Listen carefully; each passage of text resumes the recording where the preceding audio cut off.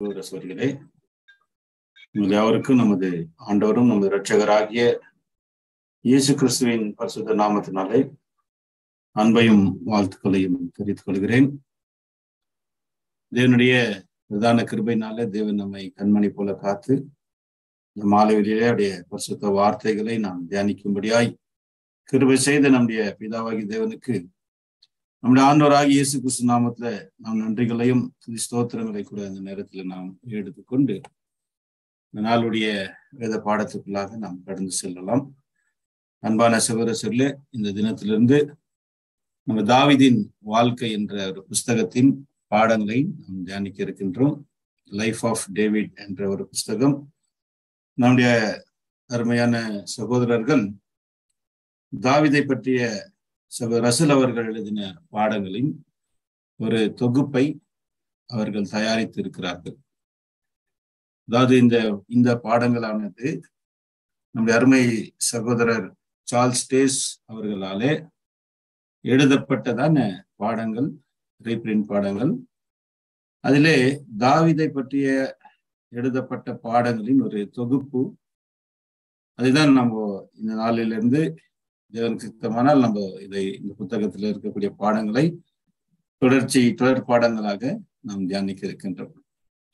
தாவீதை பற்றிய எழுத்துக்களின் தொகுப்பு பாஸ்டர் ரசல் அவர்களின் பேனாவில் இருந்து The collection of writings about David from the pen of Pastor T.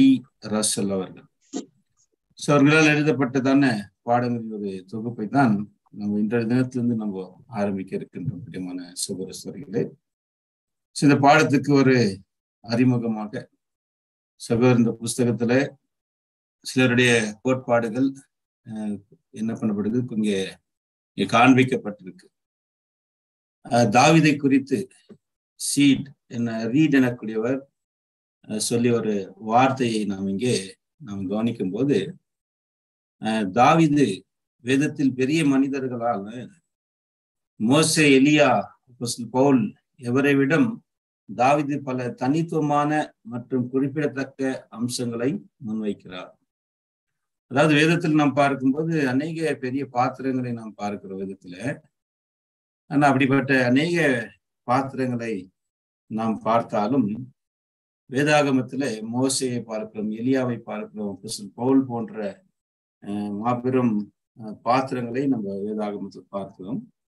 அப்படிப்பட்ட பாத்திரங்களை நாம் பார்க்கும்போது தாவீதை நாம் பார்க்கும்போது அவர் பலதரப்பட்ட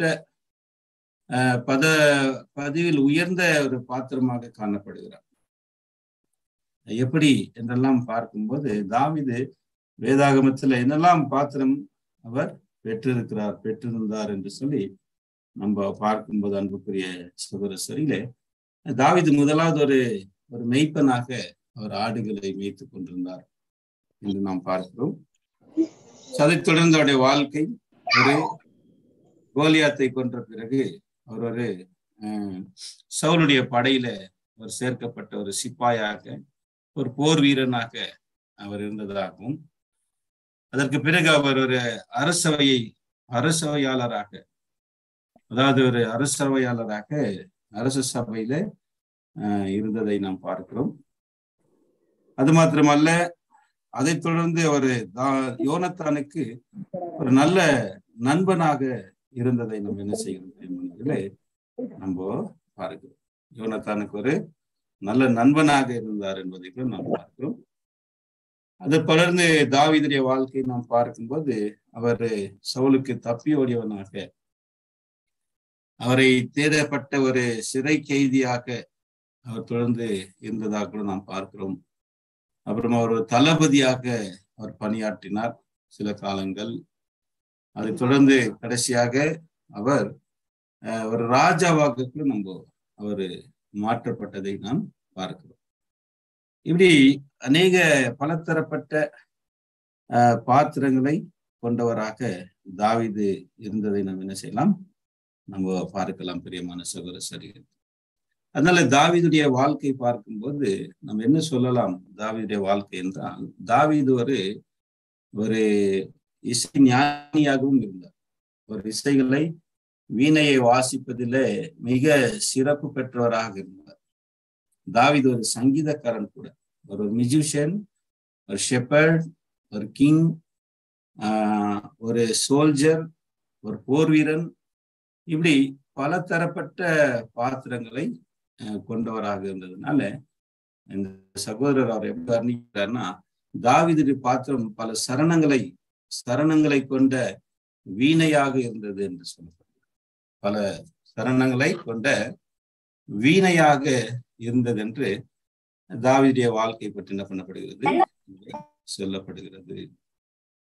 சரி, பிரியமான சகோதரர்களே, தாவீது என்ற பெயருடைய அர்த்தம் என்ன என்று சொல்லி பார்த்தீங்கன்னா, தாவீதின் என்ற பெயருடைய அர்த்தம் பிரியமானவர் என்ற அர்த்தம் அல்லது பிரியமானவன் என்ற அர்த்தத்தை குறிக்கிறது. இந்த அர்த்தமானது முக்கியமாக நம்முடைய ஆண்டவராகிய இயேசு கிறிஸ்துவுக்கும் என்னவாக இருக்கு, பொருத்தமாக இருக்கு. கர்த்தராகிய இயேசு கிறிஸ்து ஞானஸ்தானம் எடுத்த போது தேவன் சொன்னதான ஒரு வார்த்தை என்னன்னு பார்க்கும்போது, இவர் என்னுடைய நேசகுமாரன், this is my beloved son. ஆங்கிலத்தில் தாவீது என்ற வார்த்தை என்ன அளிக்கிறார்கள் என்றால் beloved என்றால் பிரியமானவர் என்றார். இந்த ஒரு வார்த்தை கர்த்தராகிய இயேசு கிறிஸ்துவுக்கு தேவனாலே, யெகோவா தேவனாலே சொல்லப்பட்டிருந்தது. This is my beloved son. அவருக்கு மாத்திரம் அல்ல, இந்த தாவீது என்ற பெயரின் அர்த்தம் இயேசு கிறிஸ்துக்கு மாத்திரம் அல்ல. பிரியமான சகோதரர்களே, அவரை பின்பற்றக்கூடிய அவருடைய சபை, சரீர அங்கங்களாகிய அவருடைய சபை கூட என்னவென்று அழைக்கப்படுகிறது என்றால், தேவனுக்கு பிரியமானவர்கள் என்று அழைக்கப்படுகிறது. அதனால்தான் ஆண்டவராகிய இயேசு கிறிஸ்து கூட சொல்லும் போது பிதா உங்களை நேசிக்கிறார் என்று இயேசு கிறிஸ்து தன்னுடைய வார்த்தையில சொல்லி இருக்கிறதை நம்ம யோவான் புஸ்தகத்துல, யோவான் சுவிசேஷத்துல நம்ம வாசிக்கிறோம். ஆகையால் தாவீதை போல நாமும் தேவனாலே அன்பு கூறப்பட்டவர்களாக இருக்கிறோம். ஆகையால நாமும் கூட ஒருவரை ஒருவர் அன்பு கூற வேண்டியவர்களாகவும் இருக்கிறோம். நாமும் கூட ஆண்டவர் இயேசு சொல்லும் போது, நீங்களும் ஒருவரில் ஒருவர் அன்பாயிருங்கள் என்று சொல்லி ஆண்டவர் இயேசு கிறிஸ்து நமக்கு கூட சொல்லியிருக்கக்கூடிய ஒரு வார்த்தையை நாம் பார்க்கிறோம். பிரியமான சகோதரர்களே, கர்த்தராகிய இயேசுவை குறித்து நாம் பார்க்கும்போது, எப்படி தாவீது தேவனுக்கு பிரியமானவராக இருந்தாரோ அதே போல நாமும் கூட தாவீதை போல ஆவி உடையவர்களாக நாம் காணப்பட வேண்டும். தாவீதிடத்துல எப்படி அந்த அன்பின் ஆவி காணப்பட்டதோ, எப்படி ஆண்டவராகிய இயேசு கிறிஸ்து கிட்ட அந்த அன்பின் குணம் காணப்பட்டதோ அதே போல நம்மிடத்திலும் கூட இந்த அன்பின் குணம் காணப்பட வேண்டும் என்பதை நாம் பார்க்கிறோம். பிரியமானவர்கள், தேவன் மீது மாத்திரமல்ல, நாம் ஒருவரை ஒருவர் அன்பு கூற வேண்டியவர்களாக இருக்கு. அப்படி நாம் ஒருவரை ஒருவர் அன்பு கூறாதவர்களானால் நாம் தேவனுக்கு சொந்தமானவர்கள் அல்ல என்பதை சகோதரர் இங்கே குறிப்பிட்டு சொல்லுகிறார். நாம் ஒருவரை ஒருவர் அன்பு கூறாதவர்களானால் நம்ம தேவனை சேர்ந்தவர்கள் அல்லது தேவனுடைய பிள்ளைகள் அல்ல என்பதை இங்கே பிரதர் அவர்கள் நமக்கு குறிப்பிட்டு சொல்லுகிறார் என்று நாம் பார்க்கிறோம். கர்த்தர் எப்படி தாவீது ராஜாவை இஸ்ரவேலுக்கு ராஜாவாக என்ன செய்தார், அவரை உயர்த்தினார். இஸ்ரவேலுக்கு கர்த்தர் இயேசு கிறிஸ்து தேவன், பிதாவாகிய தேவன் தாவீதை உயர்த்தினதற்கு ஒரு நோக்கம் இருந்தது. அந்த நோக்கத்தை தாவீது நன்றாக அவர் அதை உணர்ந்திருந்தார்.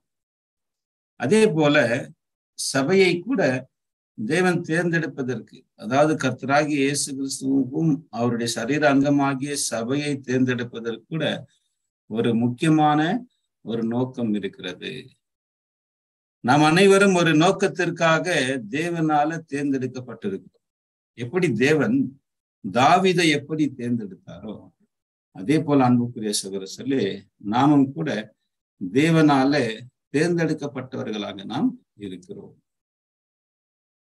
சரிங்களா? ஆகையில இந்த எண்ணம் நம்மை என்ன செய்கிறது என்று பார்க்கும்போது, இந்த எண்ணம் நாம் கூட தேவனால தாவீதை போல, தாவீது எப்படி இஸ்ரவேலுக்கு ராஜாவாக தேர்ந்தெடுக்கப்பட்டாரோ அதே போல தேவன் நம்மையும் கூட ஒரு விசேஷமான நோக்கத்திற்காக தேவன் நம்மை தேர்வு செய்திருக்கிறார்.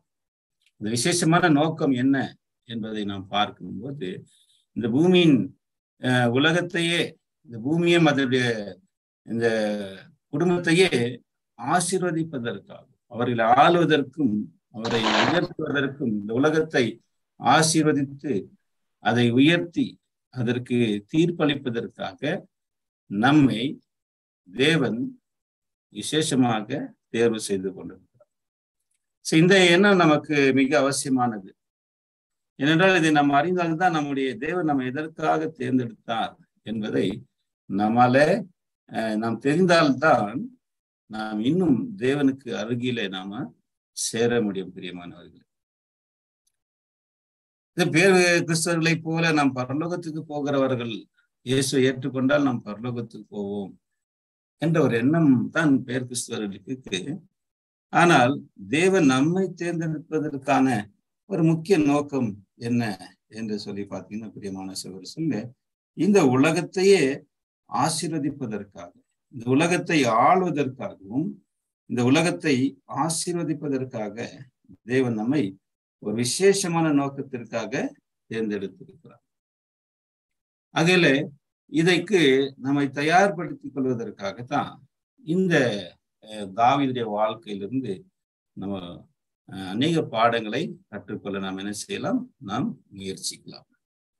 ஆகையில இந்த ஒரு பாடம், இந்த ஒரு ஆய்வு நமக்கு ஆசீர்வாதத்தை கொண்டு வருவதாக என்ற ஒரு ஜெபத்தோடு கூட நாம் இந்த ஒரு தாவீதுடைய வாழ்க்கை என்ற புஸ்தகத்தின் தொடர்பாடத்துக்குள்ளாக நாம் கடந்து செல்லலாம். பிரியமானவர்களே, அன்பான சகோதரர்களே, இன்றைக்கு இந்த தாவீதின் வாழ்க்கை என்ற புஸ்தகத்திலிருந்து நாம் முதல் பாடமாக படிக்கக்கூடிய பாடத்தின் ஒரு தலைப்பு என்ன அப்படின்னு பார்த்தீங்கன்னாக்கா, இதனுடைய முதல் பாடமாக நாம் படிக்கக்கூடிய பாடத்தின் தலைப்பு தாவீது அபிஷேகம் செய்யப்பட்ட ராஜா. தாவீது அபிஷேகம் பண்ணப்பட்ட ராஜா என்ற ஒரு தலைப்பு கீழே நம் பாடத்தை பார்க்க போகிறோம். டேவிட் அனாயிண்டட் கிங் என்ற தலைப்பு. இதுல ரீப்ரிண்ட் நம்பர் 1901. இதுடைய ரீப்ரிண்ட் நம்பர் 1901. ஓகே, இதற்கான ஆதார வசனத்தை நம்ம வாசித்து நாம் கடந்து செல்வோம். 1 சாமுவேல் 16ஆம் அதிகாரம் 1 முதல் 13 வசனங்கள் வேதாகமத்தை எடுத்து வாசிக்கலாம். 1 சாமுவேல் 16ஆம் அதிகாரம் 1 முதல் 13 வசனங்கள், அதை வாசித்து நம்முடைய பாடத்துக்குள்ளாக நாம் கடந்து செல்வோம்.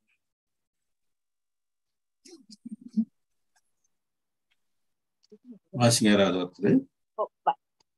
1 சாமுவேல் 16ஆம் அதிகாரம் 1 முதல் 13 வசனங்கள். கர்த்தர் சாமுவேலை நோக்கி, இஸ்ரவேல் மேல் ராஜாவா இருக்கும்படிக்கு நான் புறக்கணித்து தள்ளின சவுலுக்காக நீ எந்த மட்டும் துக்கித்து கொண்டிருப்பாய்? நீ உன் கொம்பை தைலத்தால் நிரப்பிக் கொண்டு வா. பெத்லெகேம் ஆகிய ஈசாயினிடத்திற்கு உன்னை அனுப்புவேன். அவன் குமாரரில் ஒருவனை நான் ராஜாவாக தெரிந்து கொண்டேன் என்றார். அதற்கு சாமுவேல், நான் எப்படி போவேன்? சவுல் இதை கேள்விப்பட்டால் என்னை கொன்று போடுவானே என்றான். அப்பொழுது கர்த்தர், நீ ஒரு காளையை கையோடு கொண்டு போய் கர்த்தருக்கு பலியிட வந்தேன் என்று சொல்லி ஈசாவை பலிவிருந்துக்கு அழைப்பாயாக. அப்பொழுது நீ செய்ய வேண்டியதை நான் உனக்கு அறிவிப்பேன். நான் உனக்கு சொல்லுகிறவனை எனக்காக அபிஷேகம் பண்ணுவாயாக என்றார். கர்த்தர் சொன்னபடியே சாமுவேல் செய்து பெத்லெகேமுக்கு போனான்.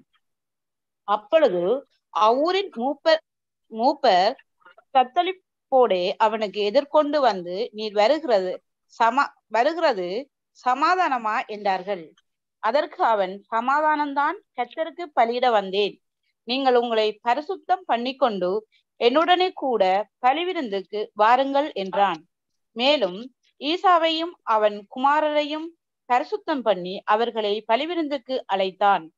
அவர்கள் வந்தபோது அவன் எலியாவை பார்த்தவுடனே, கர்த்தரால் அபிஷேகம் பண்ணப்படுபவன் இவன்தானாக்கும் என்றான். கர்த்தர் சாமுவேலை நோக்கி, நீ இவனுடைய முகத்தையும் இவனுடைய சரீர வளர்ச்சியையும் பார்க்க வேண்டாம். நான் இவனை புறக்கணித்தேன். மனுஷன் பார்க்கிறபடி நான் பாரேன். மனுஷன் முகத்தை பார்ப்பான், கர்த்தரோ இருதயத்தை பார்க்கிறார் என்றான். அப்பொழுது ஈசாய் அபினாப்பை அழைத்து அவர்களை சாமுவேலுக்கு முன்பாக கடந்து போக பண்ணினான். அவன் இவனையும் கர்த்தர் தெரிந்து கொள்ளவில்லை என்றான். ஈசாய் சம்மாவையும் கடந்து போக பண்ணினான். அவன் இவனையும் கர்த்தர் தெரிந்து கொள்ளவில்லை என்றான். இப்படி ஈசாய் தன் குமாரரில் 7 பேரையும் சாமுவேலுக்கு முன்பாக கடந்து போக பண்ணினான்.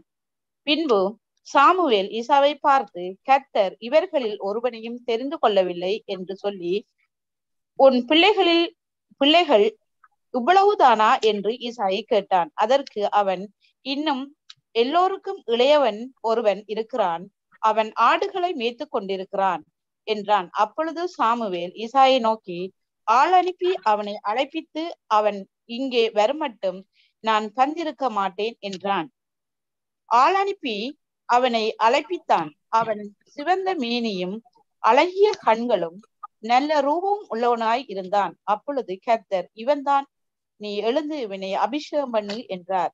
அப்பொழுது சாமுவேல் தைல கொம்பை எடுத்து அவனை அவன் சகோதரர் நடுவிலே அபிஷேகம் பண்ணினான். அந்நாள் முதற்கொண்டு கர்த்தருடைய ஆவியானவர் தாவீதின் மேல் வந்து இறங்கி இருந்தார். சாமுவேல் எழுந்து ராமாவுக்கு போய்விட்டார்.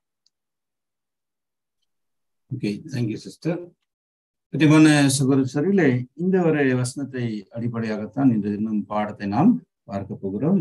அதாவது தேவன் சவுலை ராஜாவாய் இராதபடிக்கு தள்ளிவிட்ட பின்பு தேவன் இஸ்ரேலின் மேல் ராஜாவாக தாவீதை அபிஷேகம் பண்ணின ஒரு சம்பவத்தை இங்க என்ன செய்கிறோம், நம்ம பார்க்கிறோம் அன்பானவர்களே.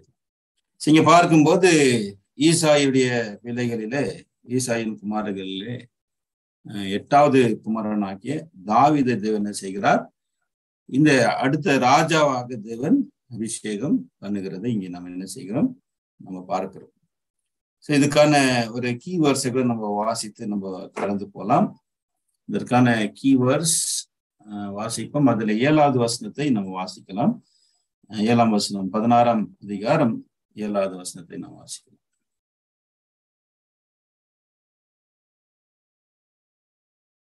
மியூட் பண்ணியிருக்கிறாங்க சிஸ்டர், படிங்க.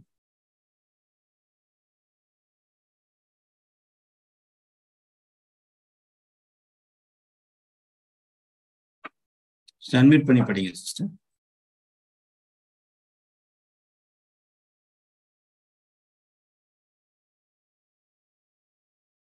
சிஸ்டர் 16ஆம் அதிகாரம். சாரி பிரதர், சொல்லுங்க பிரதர். 16ஆம் அதிகாரம் 7ஆம் வசனம். 7ஆம் வசனமா பிரதர்? ஓ.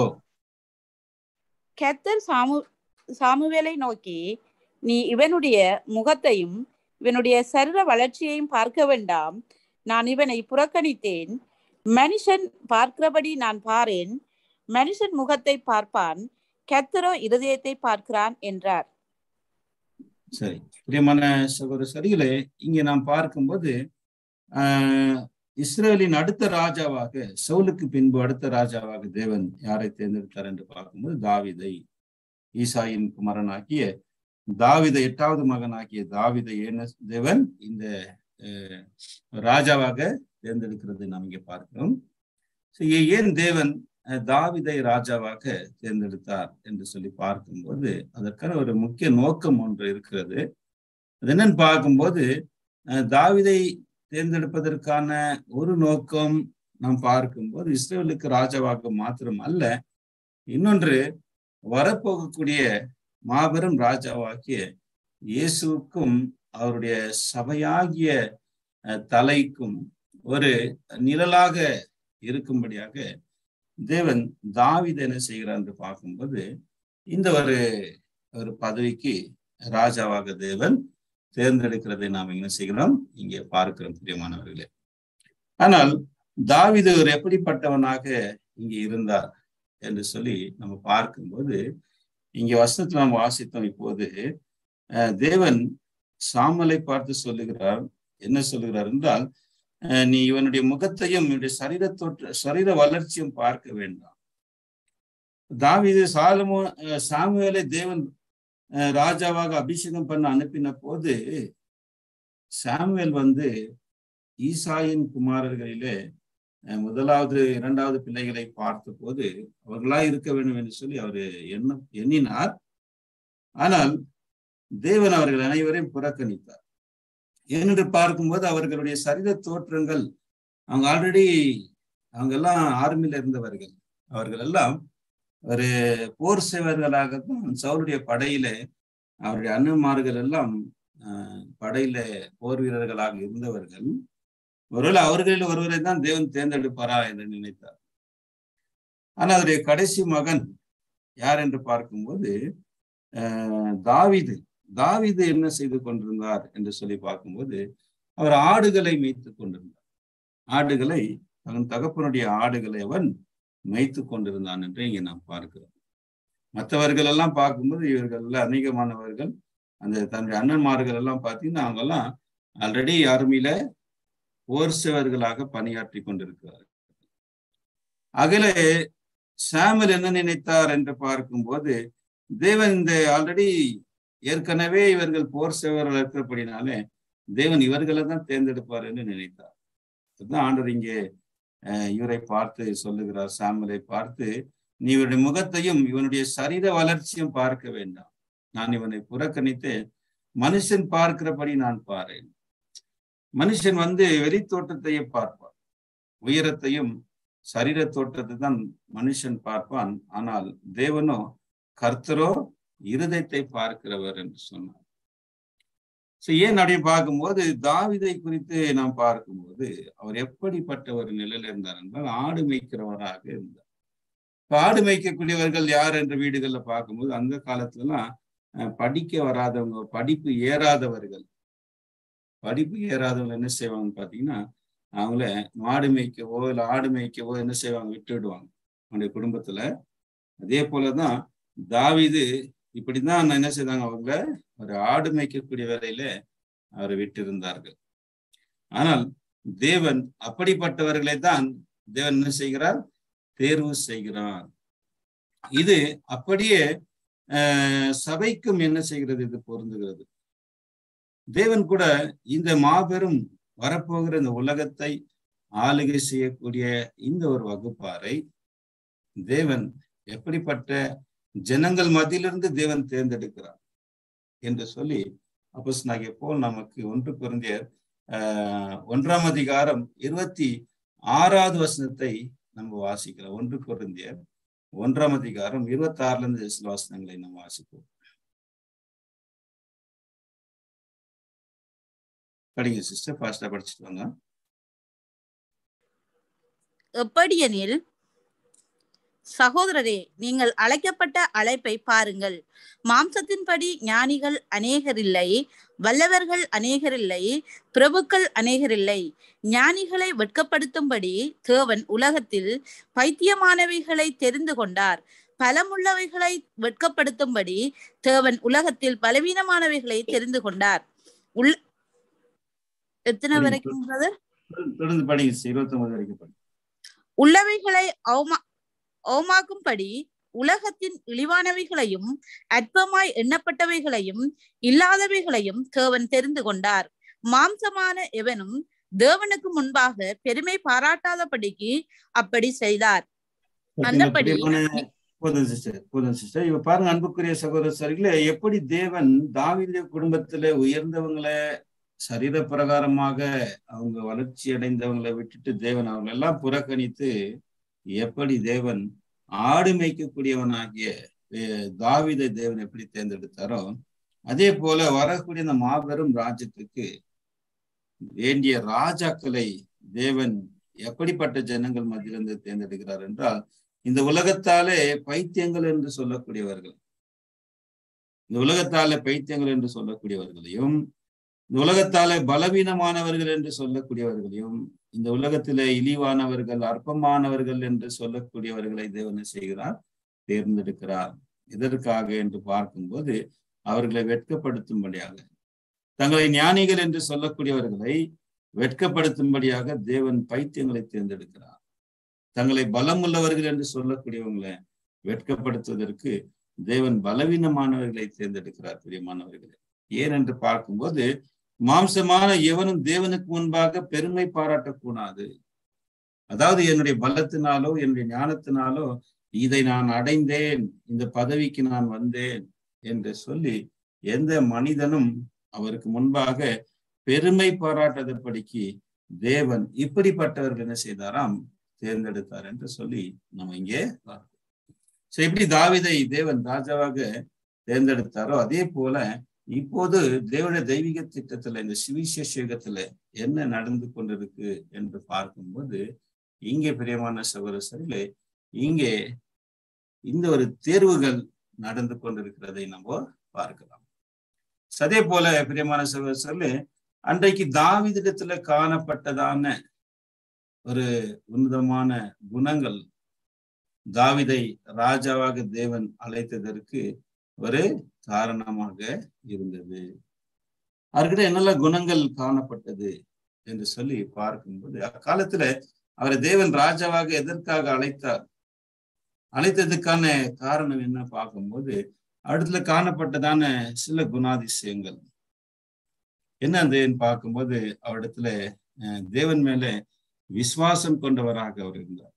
தாவீது தேவன் மேல ரொம்ப பலமான விசுவாசம் கொண்டவராக இருந்தார். அவருடைய சங்கீதங்களை நாம் பார்க்கும்போது நம்ம அதை தெரிந்து கொள்ளலாம். தாவீது எவ்வளவு தேவனை அறிந்தவராகவும் தேவன் மேல் எவ்வளவு விசுவாசம் உள்ளவராக, நம்பிக்கை உள்ளவராக அவர் இருந்தார் என்பதை நாம் அதன் மூலமாக தெரிந்து கொள்ளலாம். அதே போல தாவீது கிட்டத்தில் காணப்பட்ட ஒரு குணம் பார்த்தீங்கன்னா, அவர் தைரியம் உள்ளவராக இருந்திருக்கிறார் என்று சொல்லி பார்க்கிறோம்.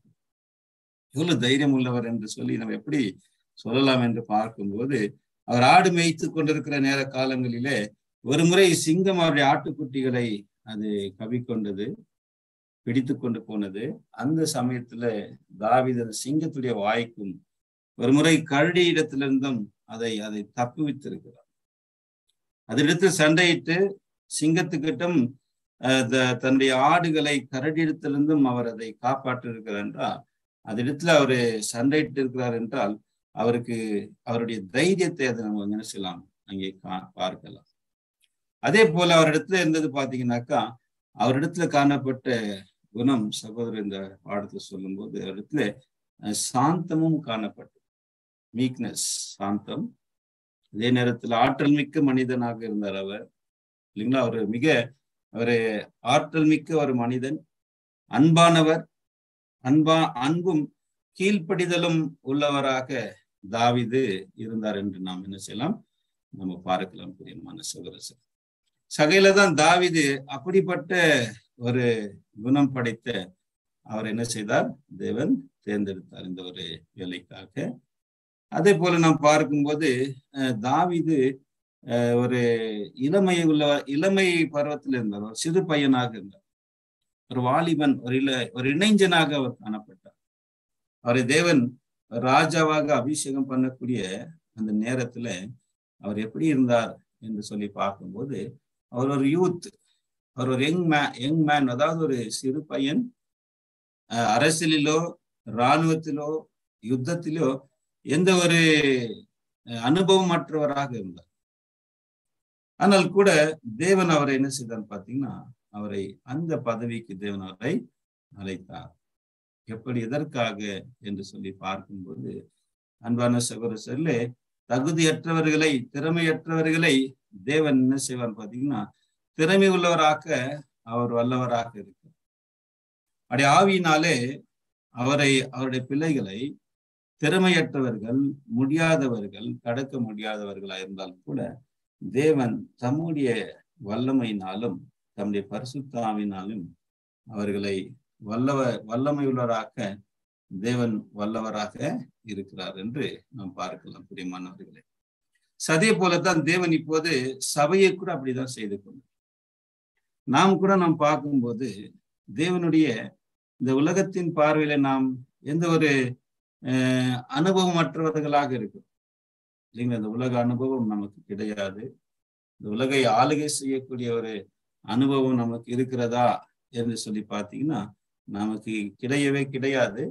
ஆனாலும் தேவன் நம்மை இப்போது என்ன செய்கிறார் பார்த்தீங்கன்னா நம்மை அதற்கு தயார்படுத்துகிறார். அவருடைய பரிசுத்த ஆவி மூலமாக நம்மை அவர் தயார்படுத்துகிறார் என்று பார்க்கிறோம். இந்த தாவீதை குறித்து நாம் பார்க்கும்போது தாவீதை நாம் பார்த்தீங்கன்னாக்கா அவர் நம்முடைய சபைக்கும் கர்த்தராகிய இயேசுவுக்கும் அவருடைய சபைக்கு ஒரு நிழலாக நாம் என்ன செய்யலாம், நம்ம பார்க்கலாம். அவருடைய நிழலாக அவரை நாம் என்ன செய்யலாம், நாம் பார்க்கலாம். அதே நேரத்துல அவருடைய சங்கீதங்களை நாம் பார்க்கும்போது அவர் எழுதினதான சங்கீதங்கள் அதுல இருந்து நம்ம என்ன தெரிந்து கொள்ளலாம் என்று சொல்லி பார்த்தீங்கன்னா அன்புக்குரியவர்களே, அவருடைய ஒரு தெளிவு தேவனுடைய விஷயத்துல எவ்வளவு ஒரு தெளிவுள்ளவராகவும் விசுவாசம் உள்ளவராக அவர் இருந்திருக்கிறார் என்பதை நாம் தெரிந்து கொள்ளலாம். அதே போலதான் அவருடைய சபை கூட நாம் பார்க்கும்போது இயேசுவும் அவருடைய சபை கூட இது மிகவும் பொருத்தமாக இருக்கு. இயேசுவும் அவருடைய சபைக்கு கூட தாவீதுடைய வாழ்க்கை மிக பொருத்தமாக அமைகிறது. அதே நேரத்தில் அன்புக்குரிய சகோதரர்களே, தாவீது எழுதின சங்கீதங்களிலே நாம் பார்க்கும்போது அதுல முக்கியமாக 22ஆம் சங்கீதத்தை நாம் பார்க்கும்போது அது தாவீதுக்கு எப்படி நடந்ததோ அதே போல நம்முடைய கர்த்தராகிய இயேசு கிறிஸ்துக்கும் நடந்திருக்கிறதை நாம் தெரிந்து கொள்ளலாம். 22ஆம் சங்கீதம் தாவீதுக்கு நடந்த ஒரு சங்கீதம் தான். என் தேவனை ஏன் என்னை கைவிட்டீர் என்று சொல்லி தாவீதுக்கு உண்டான ஒரு சம்பவம். அது அப்படி நம்முடைய கர்த்தராகிய இயேசுக்கு மிகவும் பொருத்தமானதாக இருக்கு. அதே போல 23ஆம் சங்கீதத்தை நாம் பார்க்கும்போது 23 நம் அனைவரும் அறிந்த ஒரு சங்கீதம்.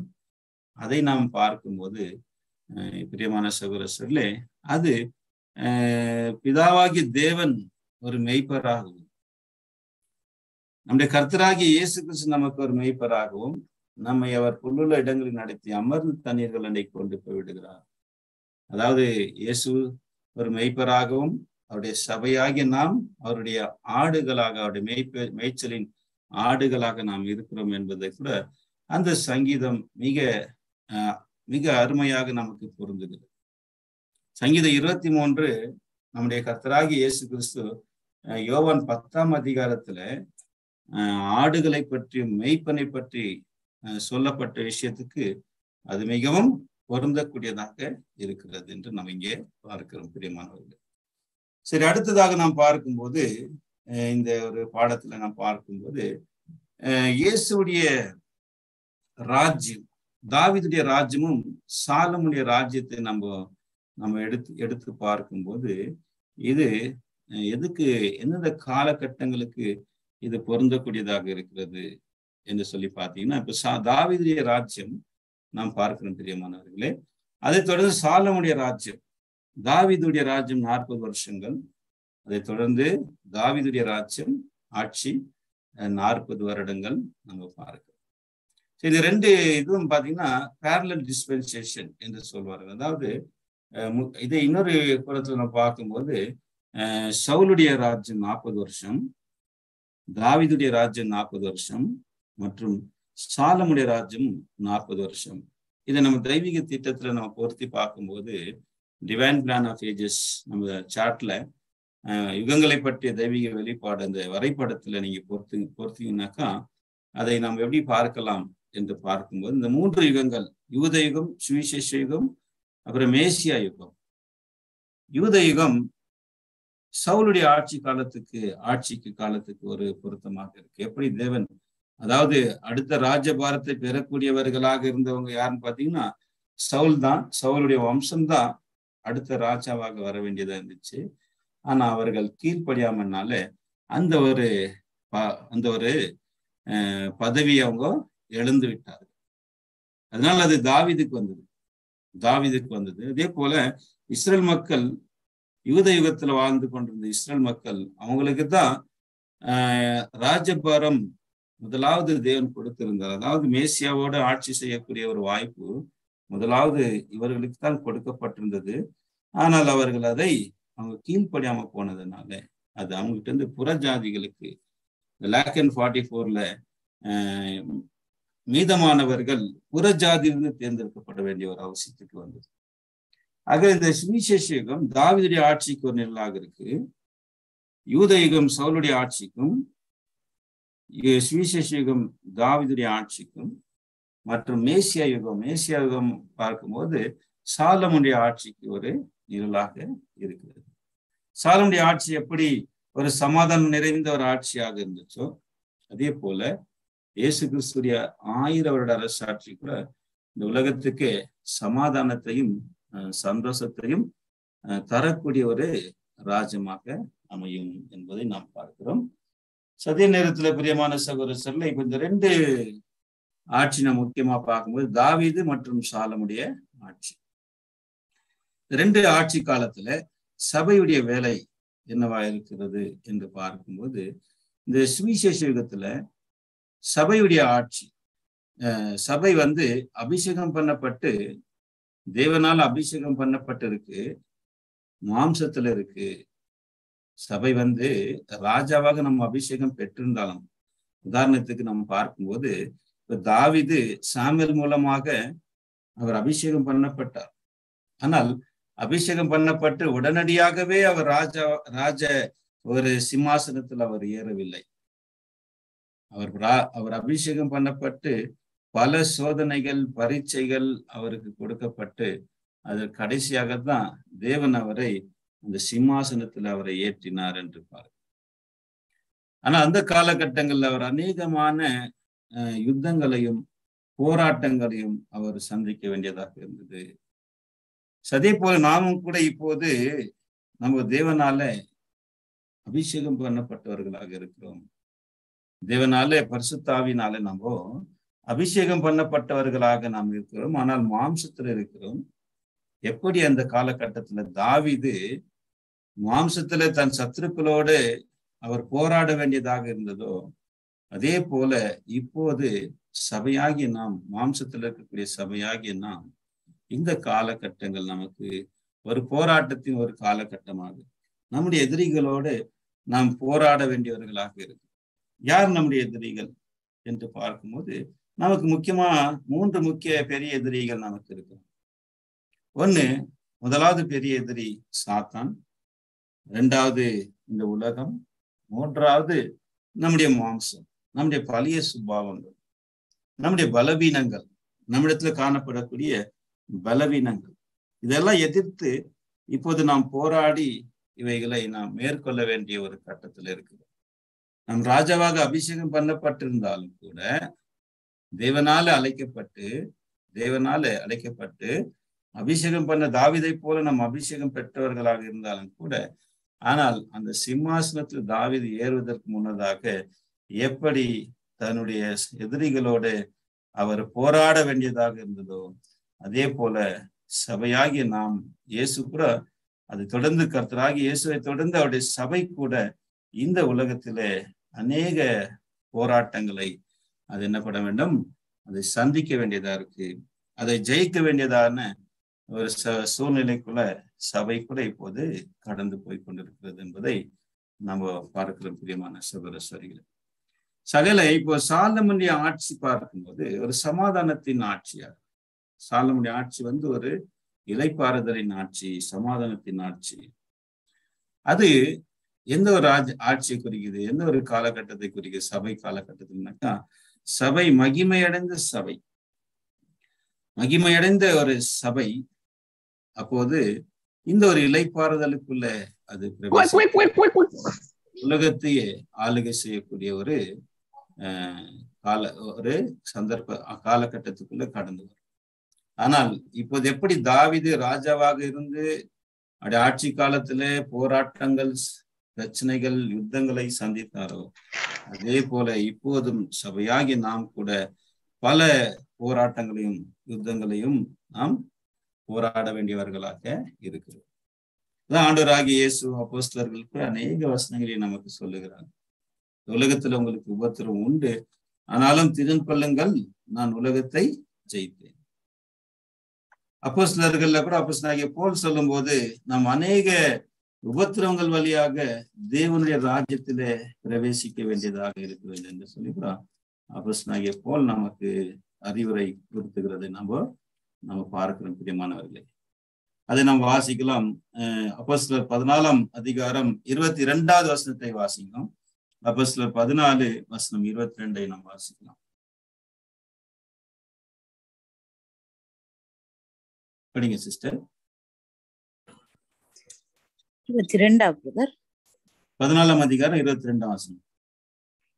சீசருடைய மனதை திடப்படுத்தி விசுவாசத்திலே நிலைத்திருக்கும்படிக்கு அவர்களுக்கு புத்தி சொல்லி, நாம் அநேக உபத்திரவங்களில் வழியாய் தேவனுடைய ராஜ்யத்தில் பிரவேசிக்க வேண்டும் என்று சொன்னார்கள்.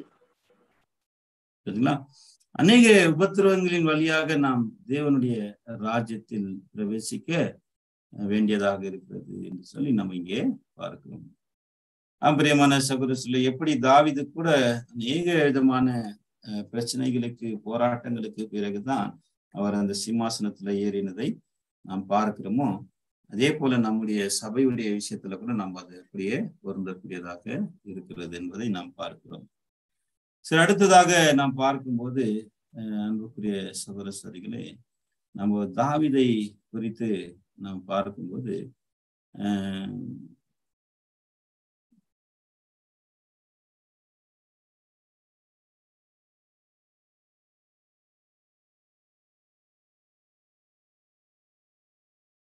தாவீதை பத்தி நாம் பார்க்கும்போது தாவீது முன்னுமே ஒரு வாக்குத்தத்தம் பண்ணப்பட்ட ஒரு சந்ததியாக நாம் பார்க்கிறோம்.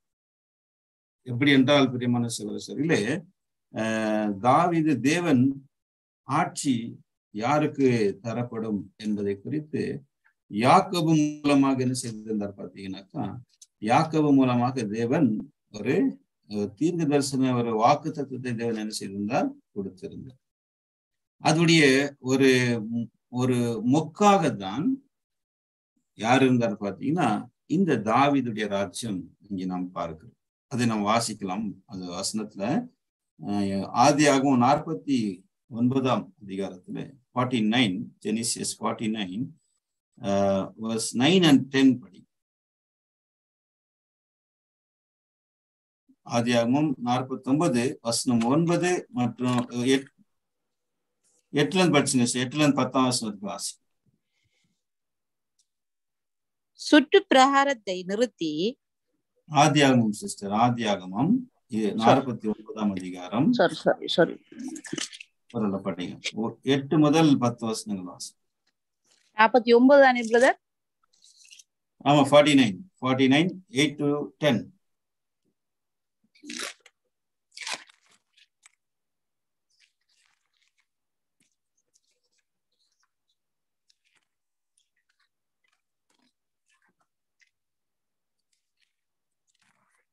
ஆதியாகமம் 49 அதிகாரம் 8 முதல் 10 வசனங்கள் வரை. யூதாவே, சகோதரரால் புகழப்படுபவன் நீயே. உன் கரம் உன் சத்துருக்களுடைய பிடரியின் மேலே இருக்கும். உன் தகப்பனுடைய புத்திரர் உன் முன் பணிவார்கள். யூதா பாலசிங்கம், நீ இடை கவர்ந்து கொண்டு ஏறி போனாய். என் மகனே, சிங்கம் போலும் கிளச்சிங்கம் போலும் மடங்கி படுத்தான். அவனை எழுப்புகிறவன் யார்? சமாதான கர்த்தர் வருமளவும் செங்கோல் யூதாவை விட்டு நீங்குவதும் இல்லை. நியாய பிரமாணிக்கன் அவன் பாதங்களை விட்டு ஒளிவதும் இல்லை. ஜனங்கள் அவரிடத்தில் சேர்வார்கள். அவன் தன் சிஸ்டர் பாருங்க பிரியமான சகோதரர்களே, இங்கதான் நாம் பார்க்கிறோம். அதாவது ராஜரீகம் எந்த கோத்திரத்துக்கு அழைக்கப்படுகிறது என்பதை குறித்து தேவன் யாக்கோபு மூலமாக தேவன் தீர்க்கதரிசனமாக சொன்ன ஒரு வசனம் தான் இங்க பார்க்குது. சமாதான கர்த்தர் வருமளவும் செங்கல் யூதாவை விட்டு நீங்குவதும் இல்லை. நியாயப்பிரமாணிகன் அவன் பாதத்தை விட்டு ஒளிவதும் இல்லை. அதாவது தாவீதுடைய அபிஷேகம் என்னவாக இருந்துச்சு அப்படின்னு பாத்தீங்கன்னா, இந்த தேவன் பண்ணியிருந்த இந்த வாக்கு தத்துவத்தின் ஒரு ஒரு ஒரு பூவாக, ஒரு மொக்காக மலர்கிறது.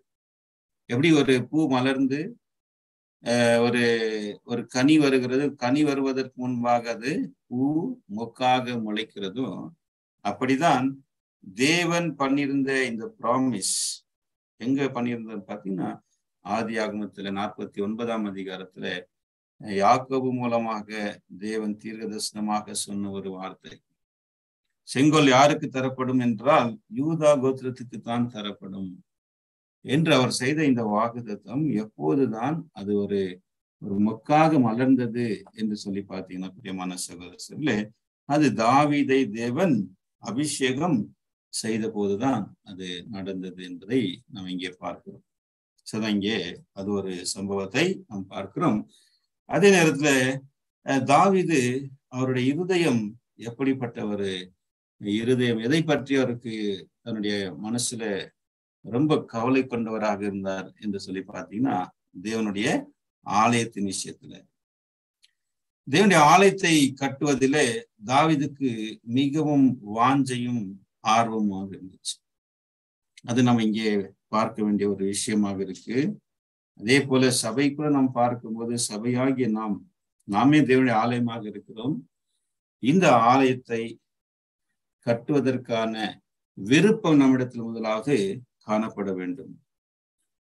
அந்த ஆலயத்தை கட்டுவதற்கு எப்படி தாவீது மிக ஆர்வமுள்ளவராகவும் விருப்பமுள்ளவராக இருந்தார், எந்த அளவுக்கு என்று சொல்லி பார்க்கும்போது, அதை ஒரு சங்கீதத்துல நாம் படிக்கலாம். தாவீது தேவனுடைய ஆலயத்தை கட்டுவதில் எந்த அளவுக்கு அவருடைய விருப்பம் இருந்தது என்று சொல்லி பார்க்கும்போது, நம் அநேக வசனங்களை படிச்சிருப்போம். தாவீது எப்போதெல்லாம் தன்னுடைய வீட்டுக்குள் பிரவேசிக்குவாரோ அப்போதெல்லாம் அவருக்கு அந்த கவலை வரும். என்ன கவலை வரும்னா, நானும் கேது மரத்தால் ஆன இந்த அரண்மனையில வாசம் பண்றேன், ஆனா தேவனுடைய உடன்படிக்கை பெற்றியோ கூடாரத்துக்குள்ள இருக்கு என்று சொல்லி ஒரு எப்போதும் கவலை உள்ளவரா இருப்பார். அதை எப்படியாகிலும் ஒரு கட்டடமாக, ஒரு மாளிகையாக அதை கட்டி எழுப்ப வேண்டும் என்ற ஒரு விருப்பம் தாவீதுக்கு இருந்தது. பிரியமானது, அதை நம்ம சங்கீதத்துல நாம் படிக்கலாம். சங்கீதம் 132ஆம் அதிகாரத்துல வசனங்கள் வாசிக்கலாம். 1 முதல் 5 வசனங்களை படிங்க சிஸ்டர். சங்கீதம் 132 வசனங்கள் 1 முதல் 5 வரை வசனங்களை வாசிக்கலாம். கர்த்தாவே, தாவீதையும் அவனுடைய சகல உபத்திரவங்களையும் நினைத்தருளும். அவன், நான் கர்த்தருக்கு ஒரு இடத்தையும் யாக்கோபின் வல்லவருக்கு ஒரு வாசஸ்தலத்தையும் காண மட்டும் என் வீடாகிய கூடாரத்தில் பிரவேசிப்பதும் இல்லை, என் படுக்கையாக கட்டிலை மேல் ஏறுவதும் இல்லை. என் கண்களுக்கு நித்திரையையும் என் இமைகளுக்கு உறக்கத்தையும் வரவிடுவதும் இல்லை என்று கர்த்தருக்கு ஆணையிட்டு யாக்கோபின் வல்லவருக்கு பொருத்தனை பண்ணினான். பாருங்க அன்புக்குரிய சகோதரர், இங்கே நாம் பார்க்கும்போது தாவீது தேவனிடத்துல ஒரு பொருத்தனை செய்து கொண்டான். என்ன என்று பார்க்கும்போது, தேவனுக்கு ஒரு வாசஸ்தலத்தை கட்டும் வரைக்கும் என் கண்களுக்கு உறக்கத்தையும் என் கண்ணிமைக்கு நித்திரையை வரவிடுவதில்லை என்று சொல்லி, அதாவது அயராது உழைத்து தேவனுக்காக, தேவனுடைய ஆலயத்தை கட்டுவதற்காக தாவீது திரளாக என்ன செய்தார் என்று பார்க்கும்போது, திரளாக சேர்த்து வைத்தார். ஆலயத்துக்கு வேண்டிய பொன், வெள்ளி மற்றும் வெண்கலம் மற்றும் இரும்பு, கற்கள், கேதுரு மரங்கள், இவைகள் எல்லாமே அவர் உயிரோடு இருக்கும் போதே திரளாக சேர்த்து வைத்தார் என்று பார்க்கிறோம். அதே போல நாமும் கூட இந்த ஆலயத்துக்கு நம்ம அபிஷேகம் பண்ணப்பட்டவர்கள் ஆகிய நாமும் கூட இப்போது இந்த சுவிசேஷ யுகத்துல இந்த ஆலயத்தை கட்டுவதற்கான அனுமதி நமக்கு இப்போது கிடையாது. தாவீதுக்கு தேவன் அனுமதி கொடுக்கல, இதை நீ கட்டக்கூடாது, சாலமோன் தான் ஆலயத்தை கட்டுவார் என்று சொல்லி. ஆனால் கூட தாவீது சாலமோன் ஆலயத்தை கட்டுவார் என்று சொல்லி விட்டுவிடாமல் அந்த ஆலயத்துக்கு வேண்டிய பொருட்களை என்ன செய்தார் பார்த்தீங்கன்னா, திரளாக சேர்த்து வைத்தார். திரளாக சேர்த்து வைத்தார் என்று பார்க்கிறோம். அதே போல இந்த ஆலயம் கூட எப்போது கட்டப்படும் என்றால் சாலமோனுடைய ஆட்சியில தான் கட்டப்படும். அதாவது மேசியா யுகத்துலதான் இந்த ஆலயம் கட்டப்படும். ஆனால் இப்பொழுது இந்த ஆலயத்துக்கு வேண்டிய ஜீவ கற்கள் இந்த உலகம் முழுவதும் சேகரிக்கப்பட்டு கொண்டிருக்கிறது. அது செதுக்கப்பட்டு அந்த கற்கள், அந்த ஜீவ கற்கள் செதுக்கப்பட்டு இப்பொழுது தயார் செய்யப்பட்டு கொண்டிருக்கிறது இந்த சுவிசேஷத்துல. ஆனால் இது கட்டப்படுவது மேசியா சாலமுடைய ராஜ்யத்துல, மேசியா யுகத்துலதான் அது ஒரு மகிமையான உலகமே தேடி வரக்கூடிய ஒரு ஆலயமாக அது மாறும். ஆனால் தாவீது எப்படி அதற்கான பொருட்களை இப்போதே சேகரித்தாரோ அதே போல நாமும் கூட அதற்கு வேண்டியதான அனைத்து பொருட்களை சேகரிக்கப்பட வேண்டும். அது நம்ம இங்க ஒரு நிழலாக பார்க்கலாம். அந்த வசனத்தை வாசிக்க 1 நாளாகமம் 22ஆம் அதிகாரத்துல 5வது வசனத்தை நாம் வாசிக்கலாம். 1 நாளாகமம் 22ஆம் அதிகாரம் 5ஆம் வசனம். படிங்க சிஸ்டர். என் குமாரனாகிய சாலமோன் வாலிபனும் இளையவனுமாய் இருக்கிறான். கர்த்தருக்கு கட்டப்படும் ஆலயம் சகல தேசங்களிலும் கீர்த்தியும் மகிமையும் உடையதாய் விளங்கும்படி மகா பெரிதாய் இருக்க வேண்டும். ஆகையால் அதற்காக வேண்டியவைகளை இப்பொழுதே சேகரம் பண்ண வேண்டும் என்று சொல்லி தாவீது தன் மரணத்துக்கு முன்னே திரளாய் சவதரித்து வைத்தான். பாத்தீங்களா பிரியமான சகோதரர்களே, இங்கே பார்க்கும் தாவீது தன்னுடைய மரணத்துக்கு முன்னே திரளாக சவதரித்து வைத்தான். என்னெல்லாம் என்று சொல்லி பாத்தீங்கன்னா அதே அதிகாரத்துல 14ஆம் வசனத்தை நம்ம வாசிக்கலாம். 14th verse.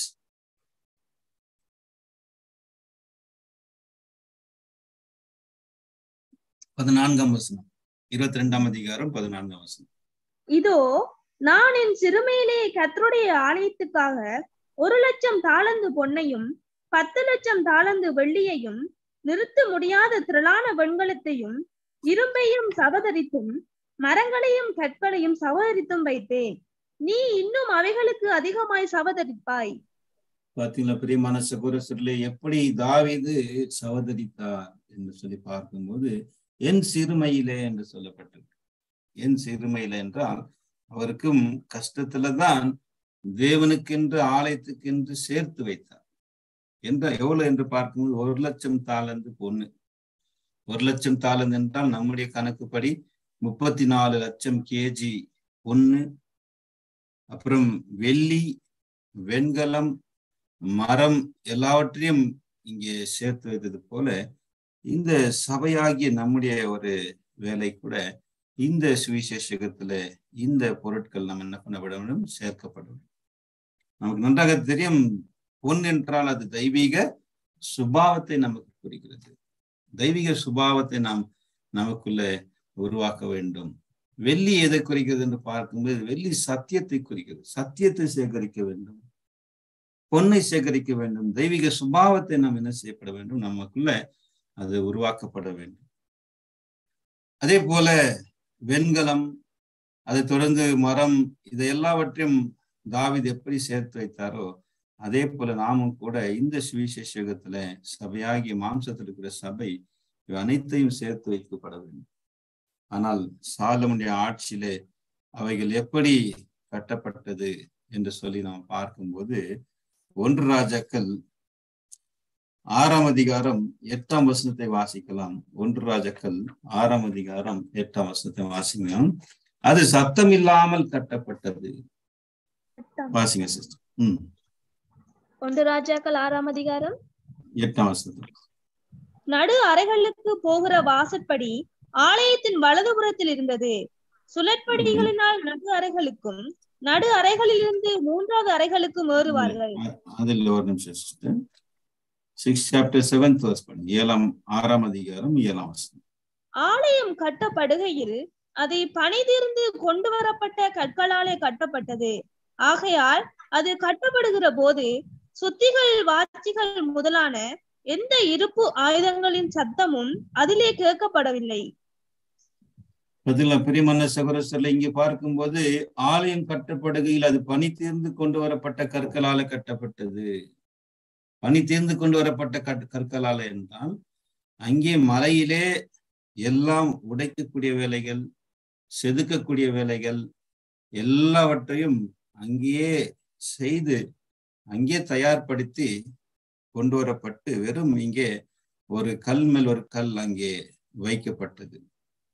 இங்க வசனம் சொல்லுகிறது, அது கட்டப்படுகிற போது சுத்திகள் வாட்சிகள் முதலான எந்த சத்தமும் கேட்கப்படவில்லை. அப்படி என்றால் இதோடைய ஆவிக்குரிய அர்த்தம் நாம் பார்க்கும்போது பிரியமான சொல்லு, எப்படி சாலமுடைய ஆலயம் தாவீது ஆலயத்துக்கு வேண்டிய பொருட்கள் எல்லாம் சேகரிச்சார், சாலமுடைய ஆட்சியில தான் அது கட்டப்பட்டதோ, அதே போல இந்த சுவிசேஷத்துல இந்த கற்கள் சேர்த்து வைக்கப்படுகிறது, ஜீவ கற்கள். அதற்குரிய பொன், வெள்ளி, சத்தியம், தெய்வீக சுபாவம் இவைகள் அனைத்தும் இந்த சுவிசேஷத்துல இப்போது நாம் சேகரிக்கப்பட்டு சாலமுடைய ஆட்சியில இது ஒரு மகிமையின் ஆலயமாக அது கட்டப்படும் பெரியமானவர்கள். அப்போது இந்த உலகமே இந்த ஆலயத்தை தேடி வருவார். இந்த ஆலயத்தை தேடி எருசலேமிலே இந்த ஆலயத்தை தேடி எல்லா ஜாதிகளும் அதற்கு ஓடி வருவார்கள். ஏசாயா 2ஆம் அதிகாரத்துல வசனம் வாசிக்கலாம். 2-3 வசனத்தை வாசிப்போம். ஏசாயா 2ஆம் அதிகாரம் வசனம் 2-3 வாசிக்கலாம்.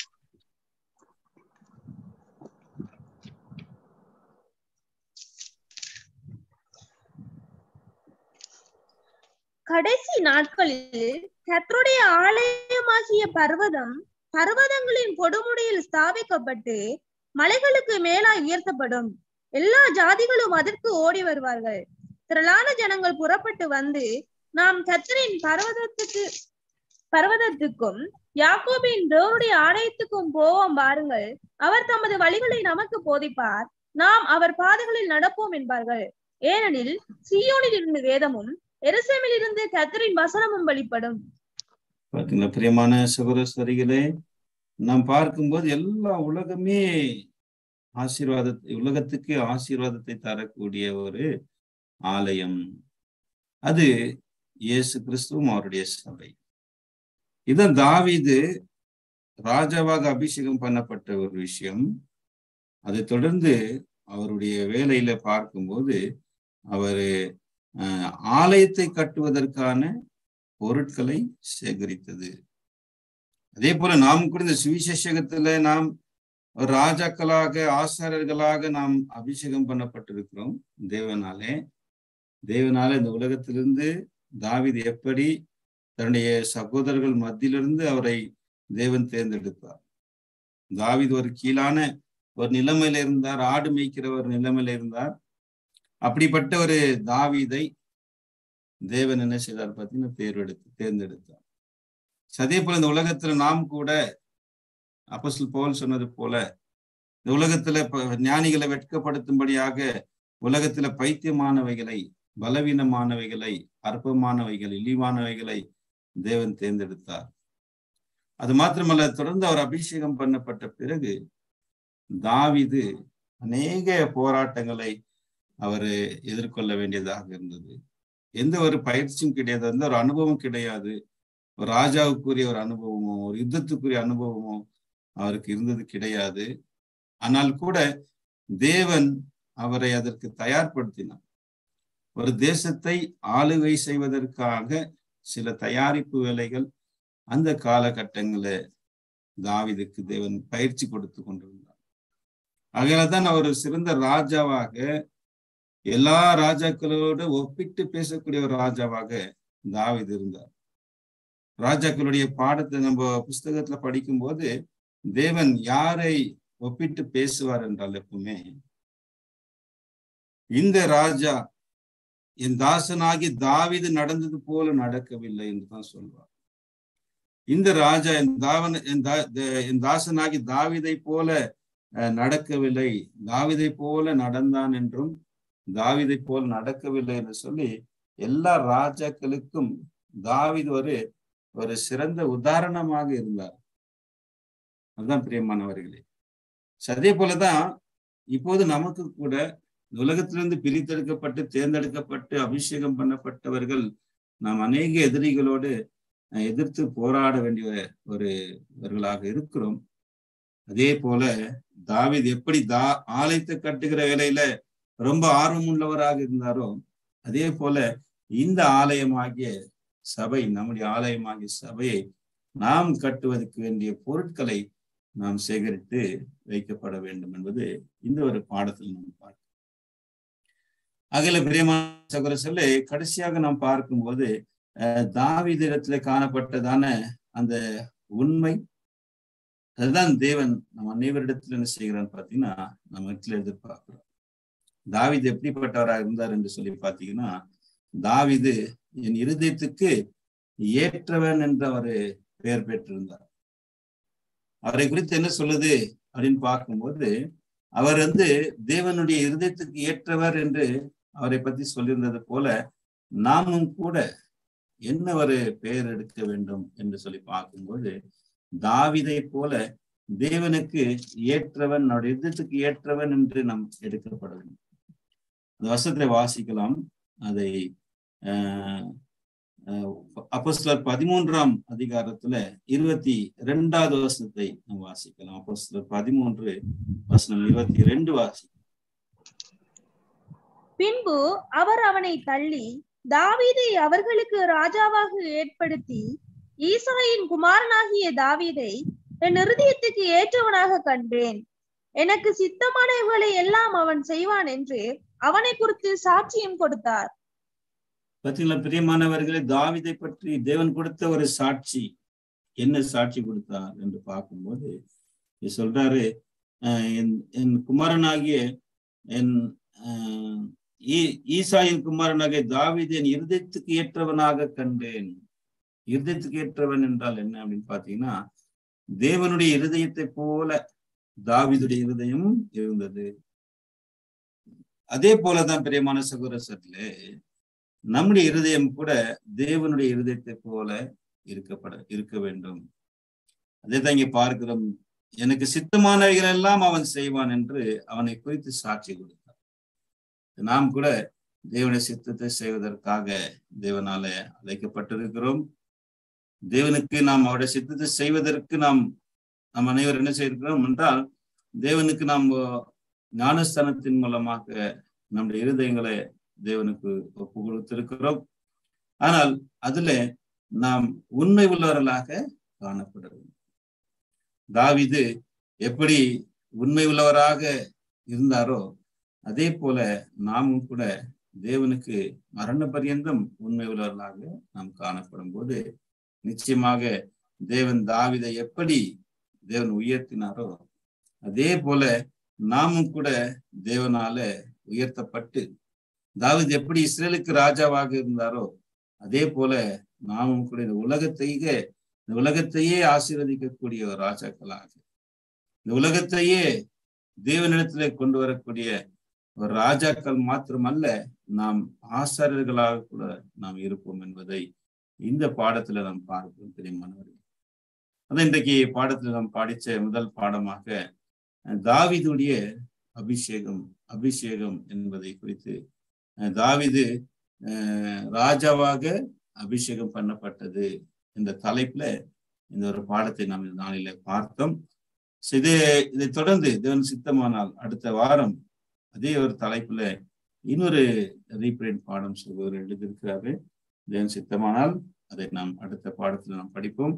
தேவன் தாமே நம் அனைவரையும்